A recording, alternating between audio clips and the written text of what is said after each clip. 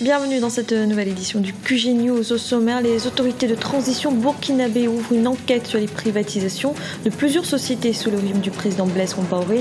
Les entreprises privatisées d'une manière irrégulière seront nationalisées. L'ancien président ivoirien Laurent Gbagbo et l'ancien leader des jeunes patriotes Charles Blé Goudé pourraient être jugés ensemble. C'est en tout cas ce que souhaite Fatou Bensouda, la procureure de la Cour pénale internationale. Et en ce jour de la célébration de Noël, direction Luanda, la capitale angolaise, où la grande crèche installée au centre de la ville fait le bonheur des habitants, mais aussi des touristes. Le gouvernement de transition burkinabé entend donc récupérer les sociétés privatisées de manière frauduleuse. Une enquête a ainsi été ouverte sur le processus de privatisation ayant eu lieu sous le régime de Blaise Compaoré. Pour les procédures qui seront jugées irrégulières, l'option de la nationalisation devrait s'imposer. Marina Bani. Annoncée en début de mois, la politique de nationalisation tend à se confirmer. Au Burkina Faso, les autorités du pays ont réaffirmé leur volonté de récupérer les entreprises de l'ancien pouvoir, dont la privatisation sera jugée frauduleuse. Pour ce faire, après une série d'investigations, des sociétés pourraient revenir sous la gestion directe ou indirecte de l'État. Déjà, le Premier ministre burkinabé Isaac Zida avait déclaré le 13 décembre 2014 la nationalisation d'une entreprise appartenant au clan de l'ex-président Blaise Compaoré, à savoir la Société de construction et de gestion immobilière du Burkina. Nous allons engager des procédures conformément au texte du Burkina Faso et conformément aux standards internationaux pour récupérer ces sociétés. Nous allons mener des procédures de sorte à analyser les processus de privation pour appréhender leur régularité juridique et leur opportunité politique. Selon certains observateurs, si cette politique vise à rétablir les injustices dans le pays, mal préparée, elle pourrait prendre l'allure d'une sorte de chasse aux sorcières. La décision qui a été prise par le gouvernement burkinabé n'est pas a priori une décision mauvaise. C'est maintenant, il faut être vigilant pour observer la manière dont les enquêtes vont être menées, pour observer à l'égard de qui ces procédures ont été ouvertes. Je pense que l'essentiel pour assurer cette vigilance-là, c'est que les intéressés puissent avoir accès aux juges en cas de contestation des décisions qui vont être prises et de prévoir ou d'organiser une réponse judiciaire rapide et indépendante à l'égard du pouvoir politique. Cette vaste opération va concerner une soixantaine de sociétés publiques existant au Burkina Faso. Dans les années 90, seule la Société nationale burkinabé d'hydrocarbures, Sonabi, était restée sous le capital de l'État. En Côte d'Ivoire, une opération militaire de sécurisation baptisée Mirador a été lancée pour la période des fêtes de fin d'année, et ce sur l'ensemble du territoire national ivoirien. Au total, ce sont 16 000 hommes issus de la police, de la gendarmerie et des forces républicaines de Côte d'Ivoire qui ont été déployés, notamment sur les axes routiers, les lieux de culte et les zones à risque. Et actualité ivoirienne toujours, l'ancien président Laurent Gbagbo et l'ancien leader des jeunes patriotes Charles Blé Goudé pourraient être jugés ensemble. La procureure de la Cour pénale internationale Fatou Bensouda a en effet demandé au juge de joindre les deux affaires. Une requête qui, si elle est acceptée, devrait amener à un procès unique. Idelette Mirabel-Bissou. Joindre deux procès en un pour l'intérêt de la justice est-il sans préjudice pour les prévenus? Dans les affaires mettant en cause l'ancien président ivoirien Laurent Gbagbo et Charles Blé Goudé, la procureure de la Cour pénale internationale Fatou Bensouda demande au juge de joindre les deux affaires afin de pouvoir tenir un seul et unique procès. L'applicabilité de cette requête soulève des interrogations. La solution et la recherche de la vérité est plus facile lorsque les deux peuvent répondre en même temps de ces faits devant le même tribunal et apporter toutes les explications qu'il faut. Or, si de temps en temps, on commence par le président Laurent Gbagbo, on aura une version qu'on ne pourra pas forcément conforter avec celle de son ministre, qui peut être entendue beaucoup plus tard. Détenu à la Cour pénale internationale depuis le 30 novembre 2011, l'ancien président ivoirien Laurent Gbagbo est inculpé pour 4 chefs d'accusation de crimes contre l'humanité. Charles Blé Goudé, quant à lui, détenu à La Haye depuis mars 2014, est poursuivi pour participation à des actes de violence et incitation à la haine lors de la crise post-électorale de 2010. Les deux hommes sont soupçonnés d'avoir étroitement collaboré lors de la commission de ces faits.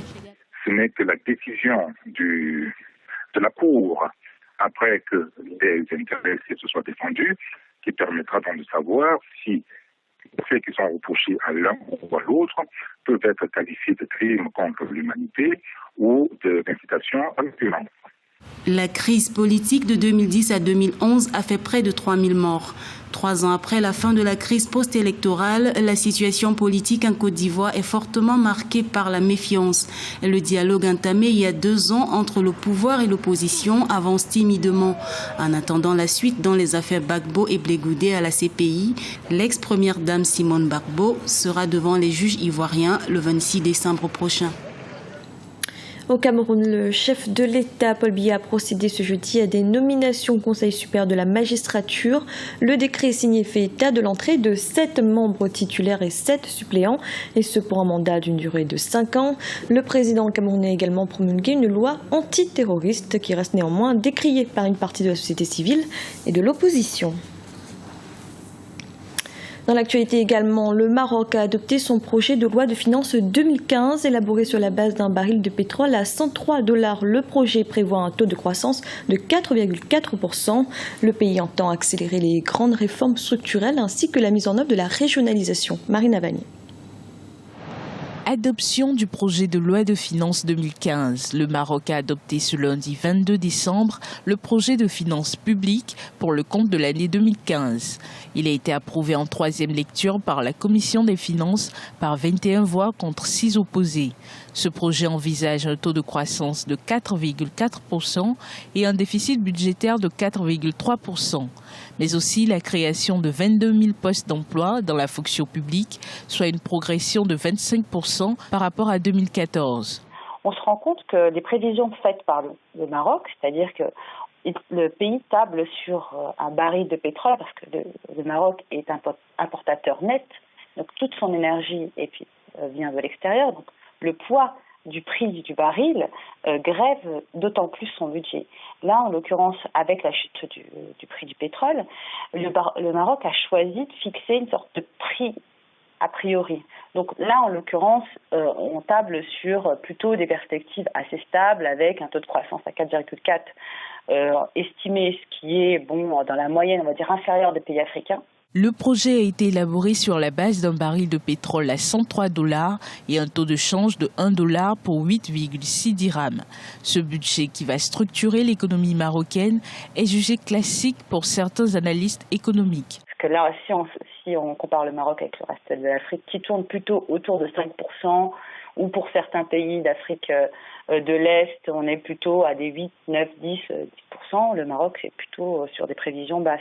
C'est un budget, c'est une loi de finances qui est relativement classique.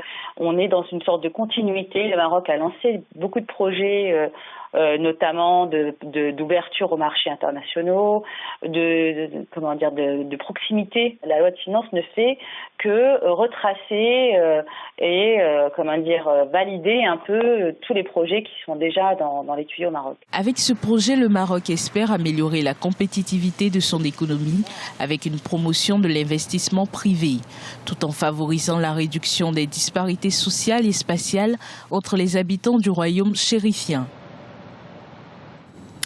C'est ce jeudi le 25 décembre et donc la célébration de Noël pour les chrétiens. À Luanda, la capitale angolaise, une crèche a été érigée sur la place Primeiro de Mayo. Depuis, les habitants de la ville affluent, mais aussi les touristes. Un reportage de notre correspondant Jacques Amboka. La Noël, fête et célébrée par les chrétiens à travers le monde. Ici, à la place de l'indépendance Primeiro de Mayo, au centre de la capitale, l'hôtel de ville a voulu rendre la fête beaucoup plus vivante. Une crèche de Noël a été érigée, attirant ainsi de nombreux visiteurs. J'ai amené les enfants ici dans le cadre des festivités pour leur expliquer le sens même de ces images. Donc je leur ai dit que ces statues retracent la naissance de Jésus-Christ. Par cette crèche, ils se font une idée de ce jour béni. La crèche de Noël à la place de l'indépendance offre aux visiteurs une belle opportunité de retracer la naissance du Christ. Ce qui fait bien entendu la joie des visiteurs. Je suis venu visiter le petit Jésus-Christ. Tout est si bien disposé. Je crois que tout le monde qui visite ce lieu est content comme je le suis. C'est ma deuxième fois de visiter cette crèche. C'est bien beau à voir. Si la crèche de Noël à la place de l'Indépendance fait la joie des visiteurs, elle constitue une aubaine pour les photographes. La crèche de Noël à la place de l'Indépendance restera en place jusqu'au 5 janvier 2015. C'était le journal de la rédaction. Merci de l'avoir suivi. Retrouvez dans un instant une nouvelle édition du QG News.